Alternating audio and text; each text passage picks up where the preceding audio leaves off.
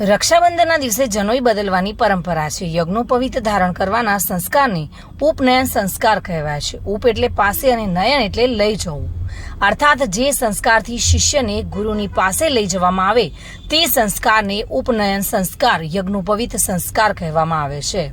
ઉપનયન એ દિવ્ય સંસ્કાર છે. તેના દ્વારા માનવનો નવો જન્મ થાય છે. ઉપનયન સંસ્કાર એટલે તેજસ્વી જીવનની દીક્ષા.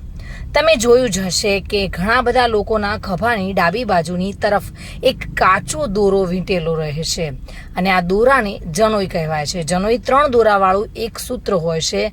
જનોઈને સંસ્કૃત ભાષામાં યજ્ઞોપવિત કહેવામાં આવે છે, જે સૂત્રમાંથી બનેલો એક પવિત્ર દોરો હોય છે, જેને વ્યક્તિ ડાબી બાજુના ખભા પર જમણી બાજુની ખભાની નીચે પહેરે છે.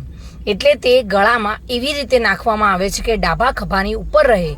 અને જનોઈમાં ખાસ કરીને 3 દોરા હોય છે, જે 3 સૂત્રો દેવ ઋણ, પિતૃ ઋણ અને ઋષિ ઋણનું પ્રતીક હોય છે, જે સત્વ, રજ અને તમનું પ્રતીક છે, જે ગાયત્રી મંત્રના 3 ચરણો અને 3 આશ્રમોનું પ્રતીક છે.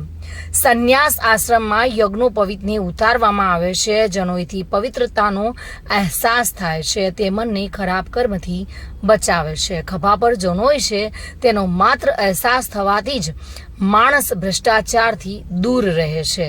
ભરૂચની શ્રી નર્મદા સંસ્કૃત વેદ પાઠશાળા ખાતે શ્રાવણી પૂર્ણિમા નિમિત્તે ભૂદેવોની જનોઈ બદલવામાં આવી હતી. કેતન મહેતા સાથે bureau report, today Gujarati news.